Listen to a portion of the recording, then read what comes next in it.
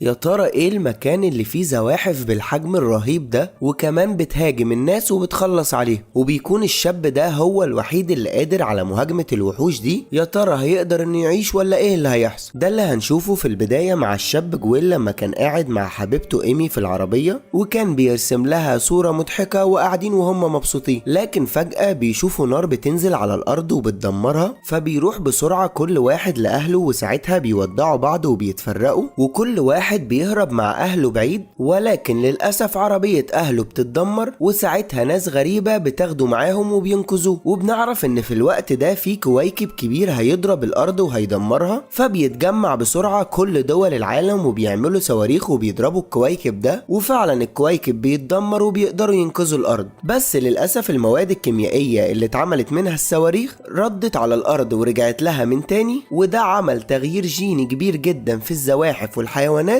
وبدل ما النملة والصرصار كان حجمهم صغير وبنضربهم بالشبشب، دلوقتي بقى حجمهم كبير جدا وبيموتوا بالدبابات والمدرعات، لدرجة ان في سمكة اكلت صاحبها، وللأسف في اقل من سنة مات اكتر من 95% من البشر. وبعد 7 سنين بنشوف جويل وهو مستخبي مع اصحابه، وبيكونوا موجودين في مخبأ تحت الارض، لكنه بيكون بائس جدا وحزين، وبيكون هو الوحيد اللي مش معاه شريكة حياته زي اصحابه. وبنعرف ان اصحابه كانوا بيجيبوا هم الاكل والامدادات لانهم بيكونوا صيادين شاطرين وبيقدروا يواجهوا الكائنات، لكن هو ما بيقدرش يعمل كده وبيكون شغله كله في المطبخ وبس. وفي يوم من الايام بيكتشفوا ان حصل اختراق للمخبأ، والمفروض انهم يواجهوا الكائنات اللي دخلت جوه، والاول مرة بيكون جويل عايز يحارب معاهم، لكنهم طبعا بيمنعوه عشان بيكونوا خايفين عليه لان دي اول مرة ليه. لكن فجأة وهم بره بيطلع جويل من المخبأ عشان بيحس انهم محتاجين مساعدة، ووقتها بيظهر قدامه كائن ضخم جدا، وبيكون جويل خايف جدا لدرجة انه ما بيتحركش من مكانه، وخلاص بيكون الكائن هيموته. بس بسرعة بيجي اصحابه وبيقتلوا الكائن ده وبيقدروا ينقذوه. وبتعدي الايام، وفي يوم بيقدر جويل يتكلم مع ايمي عن طريق الراديو، وبيعرف اسم المستعمرة اللي هي موجودة فيها، ولكن للأسف الاتصال بيتقطع. ولما بيقعد مع اصحابه بعدها بيسألهم عن المسافة اللي بينهم وبين مستعمرة ايمي، فبيقولوا له ان بينهم 85 ميل، يعني حوالي 7 ايام سفر. فبيقرر جويل انه يخوض الرحلة دي بنفسه عشان طبعا يوصل لإيمي حبيبته ويكون معاه، ولكن اصحابه بيحذروه ان الطريق خطير جدا والمسافة طويلة، وانه عمره ما قتل وحش وكانوا خايفين جدا عليه، ولكنه بيصمم وبيحضر نفسه. فساعتها بيودعوه وبيدوله الخريطة وبيسيبهم وبيطلع على الارض، وبيكون بقاله سنين ما طلعش ولا شاف الارض دي شكلها عاملة ازاي، ولما بيطلع الخريطة ما بيفهمش منها اي حاجة، ولكنه بيكون عارف انه المفروض يتحرك ناحية الغرب، وبيبدأ فعلا يمشي وبيكون مبسوط جدا بالجو، لحد ما بيسمع صوت غريب حواليه، فبيجري بسرعة يستخبى في بيت غريب. ولما بيدخل للبيت بيبدأ يستكشفه، وبيفتح التلاجة ولكنه بيقفلها بسرعة لانه بيلاقي فيها وحش غريب وبيطلع يجري من المكان. ولما بيقف قدام بحيرة صغيرة بيلاحظ حاجات غريبة بتطلع من المية، وفجأة بتخرج ضفدعة ضخمة جدا وبتهجم عليه بلسانها، فبيقع على الارض، ولكنه بيلاقي جنبه كلب بيحاول يدافع عنه، فبيستغل جويل الفرصة وبيطلع يجري، ولكن الضفدعة بتلحقه بلسانها وبتشده ناحيتها، بس لحسن الحظ الكلب بيعض لسانها فبتسيبه وبتجري. وبيجري جويل ومعاه الكلب بعيد عنها لحد ما بيستخبى في عربية، وبيبان ان كان في بنت عايشة مع الكلب في العربية دي، ولكن البنت دي ما بتكونش موجودة، فبينام جويل مكانها لحد تاني يوم الصبح. ولما بيجي يكمل طريقه بيلاقي ان الكلب اتعلق بيه، فبيضطر انه ياخده معاه، ولكن قبل ما بيروح معاه بيجيب الكلب قطعة من هدوم البنت فبيحطها جويل في شنطته، وبيكمل رحلته وبيمشي مسافات كبيرة جدا، وبيحاول يتجنب اي مكان ممكن يلاقي فيه وحوش ضخمة. ولكن فجأة وهو ماشي بيقع في حفرة غويطة جدا، ولما بيقوم بيلاقي حواليه جماجم وعظام متحللة، وبيسمع صوت غريب جاي من حفرة صغيرة حواليه، وفجأة بتخرج دودة ضخمة جدا، وبيمسك عظم من حواليه عشان يحارب الدودة بيه، ولكن فجأة بينزل له حبل من فوق، وبيلاقي راجل وبنت بيقولوا له يمسك الحبل بسرعة، وبيفضلوا يشدوه لفوق بالحبل. وفي الوقت ده الكائنات بتحاول تمسكه من رجله، ولكن لحسن الحظ بيقدر الراجل انه ينقذه، وبترمي البنت قنبلة في الحفرة وبتموت بيها الكائنات دي. المهم بيبدأ جويل يتعرف عليهم، وبنعرف ان الراجل اسمه كلايد والبنت اسمها مينو، وبعدها بيتحركوا مع بعض، وفي الطريق بيتعلموا مينو النشان، وبيفضلوا يعلموه ازاي يدافع عن نفسه ويقتل الكائنات دي، وكمان بيعرفوه معلومات اكتر عن الوحوش دي وازاي يتعامل معاها. معاه وبيقولوا له انهم متجهين للشمال ناحية الجبال لان هناك بيكون الجو برد جدا والوحوش مش بتقدر تعيش في الجو ده. لكن جويل بيقول لهم انه لازم يتجه ناحية الغرب عشان يشوف حبيبته ايمي، وبيفضلوا يتريقوا عليه لانه قرر يبقى لوحده وسط الوحوش وهو عمره ما قتل وحش واحد اصلا. ولكن فجأة بيظهر وحش خطير ورا جويل، فبيقول له كلايد يثبت وما يبصش وراه، ووقتها جويل بيكون خايف جدا وقرب يعيط، وبيخليه كلايد يقلع القميص بتاعه وبيحطه في صدفة الوحش، ووقتها الوحش بيمشي ومش بيعمل لهم حاجة. وبيقول له كلايد ان الوحش ده مسالم وانه يقدر يعرف طبيعة الوحوش من عينيها. المهم بيعدي اليوم وبيفضلوا يتكلموا مع بعض بالليل، وبيشوف كلايد رسومات جويل وبيكون معجب جدا بيها. واول ما بيبدأ جويل ينام بيصحيه كلايد وبيقول له انهم طالما اكلوا ما ينفعش يناموا لان ريحة الاكل هتجذب الوحوش عليهم. وبيعدي يوم ورا التاني وهم مع بعض لحد ما بيوصلوا لمفترق الطريق، وبيفضل كلايد ينصح جويل انه يروح معاهم لمنطقة الجبال، بس جويل بيصمم على قراره انه هيروح لمنطقة الغرب عشان يقابل حبيبته ايمي. وبيكون فاضله 30 ميل، فبيودعهم جويل وبيديله كلايد قنبلة عشان لو احتاجها، وبيبدأ انه يمشي لوحده. وفي يوم وهو ماشي بيلاحظ ان الكلب كان خايف جدا وفجأة سابه وراح يستخبى. ولما بيروح جويل وراه بيتفاجئ بحاجات غريبة بتطلع من الارض، وفجأة بيخرج كائن ضخم وبيضرب جويل بجسمه وبيوقعه بعيد، وبيبدأ يلف حوالين الكلب عشان ياكله. بس في الوقت ده بيفتكر جويل موت مامته، وبيقرر جويل انه مش هيفقد حد تاني بيحبه، فبيقوم وبيجهز سلاحه وبيقدر انه يضرب الكائن في راسه وبيموته. وبيفرح جدا انه قدر ينقذ نفسه وينقذ الكلب معاه. ولما بيجي الليل والجو بيمطر بيدخل جويل مبنى مهجور عشان يستخبى هو وكلبه، وهناك بيلاقي روبوت اسمه مافس وبيكون فاضل من طاقته 51% بس. فبيستغل جويل الطاقة بتاعت الروبوت عشان يشغل الراديو، وبيقدر يكلم ايمي وبيعرفها ان فاضل له 9 ميل بس ويوصل لها. ولكن ايمي بتقول له ان في ناس رايحين ينقذوا المستعمرة بتاعتهم وانهم هيودوهم مكان امن، وفجأة الاتصال بيتقطع عشان بطارية مافس بتخلص. وبيتضايق جويل وبيحس انه مشي طريق طويل على الفاضي، وبيفضل قاعد مع الروبوت اللي بيشغل له اغاني. وقبل ما بيفصل بيجيب له صور عيلته ومامته، وبيكون جويل متأثر جدا وبيفضل يحضن في الروبوت لحد ما بيفصل. وتاني يوم بيكمل جويل طريقه، لكن كالعادة بيلاقي الكلب جري واستخبى، ومعنى كده ان في خطر قريب منه. وفعلا بيتفاجئ ان في كائن ضخم تحت الارض، فبيفضل يجري بسرعة والكائن بيجري وراه وبيهاجمه لحد ما فجأة بيقع من على منحدر عالي، ولكنه بيقوم بعدها بسرعة وبيستخبى مع كلبه تحت الشجرة. بس المفاجأة ان الكائن بيكون ممتد لحد الشجرة دي، وفجأة بيطلع من تحت الارض. ولكن جويل بيحافظ على هدوءه لحد ما الوحش بيرجع مكانه. بس الكلب لما بيشوف الهدوم بتاعت صاحبته بيتجنن وبيروح وراها عشان يجيبها من المية. فبيلاحظ جويل ان الكائن رايح ورا الكلب، فبيجري بسرعة وبياخد القنبلة اللي معاه وبيرميها في بق الكائن على اخر لحظة، وبينزل في المية وحواليه اشلاء الكائن ده. وبعدها بيفرح جدا انه قدر يخلص على الوحش، وبكده ده بيكون اول وحش جويل يقدر يخلص عليه. بس لما بيخرج من المية بيلاقي زواحف صغيرة لازقة على جسمه بمادة غريبة، فبيقوم بسرعة وهو خايف وبيحاول يشيلها من عليه. وبعد ما بيشيلها بيبدأ يلاحظ انه دايخ جدا، وبيمشي وهو مش شايف حاجة قدامه ولا حاسس بنفسه، فبيقع على الارض ولون جسمه بيتغير. ولكن بيفتكر بصعوبة كلام كلايد وبيفتكر نصيحته، وبيفضل ياكل في ورق الشجر عشان يتخلص من السم اللي في جسمه. ولكنه بيفضل يهلوس لحد ما بيصحى وبيلاقي ايمي قدامه، وبيكونوا فرحانين جدا ببعض. وبعدها بيغمى عليه، ولما بيقوم بيلاقي نفسه في المستعمرة بتاعت ايمي، وبيكون حاسس بتحسن. وبتعرفوا ان في قبطان وصل لهم مع الطاقم بتاعه، ووعدهم ان هياخدهم على اليخت بتاعه وينقلهم لمكان تاني امن. ووقتها الكل بيكون مشغول وبيلم حاجاته. فبيقوم جويل وبيتفرج على المستعمرة، وبيلاقي ان الناس عايشة في امان جنب الشاطئ. وبتعرفوا ايمي على الكابتن بروكس اللي هينقذهم، وبيكون معاه ولد وبنت بيساعدوه. وبعدها لما بيتكلم جويل مع ايمي بتقوله انها اتغيرت عن زمان وما بقتش الشخص اللي هو كان يعرفه، وانها للاسف حبت واحد تاني بس فقدته من سنة. فبيزعل جويل جدا وبيقول لنفسه انه كان المفروض يعرفها على الاقل انه جاي، لكنه قرر يتخطى الموضوع ويفضل معاهم في المستعمرة. وبالليل بيقعدوا كلهم مع بعض، لكن بيسيبهم عشان يتصل باصحابه في المستعمرة بتاعته. وبيفرح جدا جويل لما بيلاقيهم بخير، وهم كمان بيفرحوا ان قدر يواجه الوحوش ويوصل سليم لحبيبته ام. وبيفضل يحكي لهم على اللي حصل له لحد ما الاتصال بيتقطع. وهنا بيتفاجئ ان الاكل اللي وزعه عليهم الكابتن كابتن بروكس هو توت مسمم اصلا، فبيفهم ان وراهم شر وبيجري بسرعة عشان يحذر جويل، بس بيلاقيها سكرانة زي باقي المستعمرة، وفجأة بتيجي البنت من وراه وبتضربه على وشه. ولما بيفوق جويل بيلاقي نفسه مربوط هو وكل المستعمرة، وكمان البنت بتفجر برج الراديو وبيعرفهم بروكس انه ضحك عليهم، وان هو والطاقم بتاعه بيلفوا يسرقوا الاكل والامدادات من باقي المستعمرات، وانه بيحرك اليخت بتاعه بوحش كبير تحت المية. وفي الوقت ده بيقرر بروكس يحرر الوحش بتاعه عشان يخلص عليهم، وبتبدأ الناس تصرخ وتجري من المكان،